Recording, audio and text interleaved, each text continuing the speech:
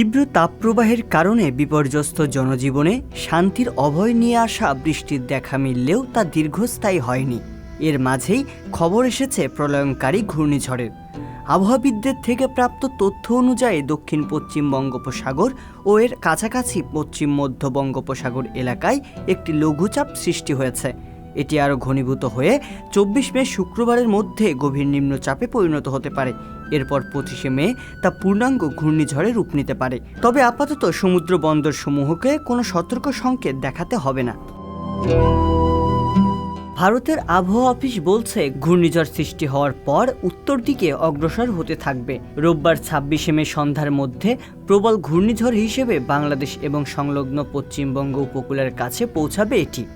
ঘূর্ণিঝড়টি ঘন্টায় 100 কিলোমিটার থেকে 120 কিলোমিটার বেগে তাণ্ডব চালাতে পারে। এর গতিপথ ক্ষণে ক্ষণে পরিবর্তন হচ্ছে, তাই লঘুচাপ থেকে নিম্নচাপে পরিণত না হওয়া পর্যন্ত এমনই থাকবে। তবে নিম্নচাপ ঘূর্ণিঝড়ে পরিণত হলে তখন গতিপথ স্থির হবে। সেই সময় স্পষ্টভাবে বলা যাবে এটা কোন এলাকায় বা স্থানে আঘাত হানতে পারে।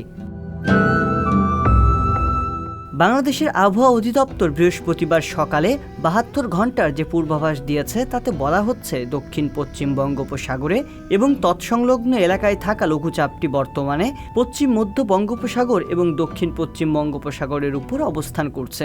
এছাড়া চট্টগ্রাম ও সিলেট বিভাগের 2-1 জায়গায় অস্থায়ী দমকা বা ঝড়ো হাওয়া সহ বৃষ্টি অথবা বজ্রসহ বৃষ্টি হতে পারে। আবহাওয়ার বিভিন্ন মডেল বিশ্লেষণ করে আবহাওয়া ও জলবায়ু বিষয়ক পিএডি গবেষক মোস্তফা কামাল পলাশ বলেন, ঘূর্ণিঝড় রেমাল 26 মে সকাল 6টার পর থেকে রাত 12টার মধ্যে বরিশাল বিভাগের বরগুনা জেলা থেকে শুরু করে চট্টগ্রাম বিভাগের কক্সবাজার জেলার মধ্যবর্তী উপকূলীয় এলাকার উপর দিয়ে স্থলভাগে আঘাত করতে পারে। তিনি আরও বলেন, ঘূর্ণিঝড় বৃত্তের অগ্রবর্তী অংশ উপকূলীয় এলাকায় প্রবেশ করতে পারে সকাল 6টার পর থেকে। ঘূর্ণিঝড়ের কেন্দ্র উপকূল অতিক্রম করার সম্ভাব্য সময় 26 মে দুপুর 12টার পর থেকে সন্ধ্যা 6টার মধ্যে। ঘূর্ণিঝড় বৃত্তের পেছন দিকের অর্ধেক অংশ পুরোপুরি স্থলভাগে প্রবেশ করতে রাত 12টা পর্যন্ত লেগে যেতে পারে। এর আগে 2019 সালে ভয়াবহ তাণ্ডব চালায় ঘূর্ণিঝড় ফণী। 2020 সালের 13 মে উপকূলে আছড়ে পড়ে ঘূর্ণিঝড় আম্পান। 2021 সালে আঘাত হানে ইয়াস। আর গেল বছর প্রতি ঘন্টায় 175 মাইল পর্যন্ত বেগে বাংলাদেশ উপকূলে সর্বশেষ আঘাত হেনেছিল ঘূর্ণিঝড় মোখা। রিয়াজুল ইসলাম, সংবাদ প্রকাশ।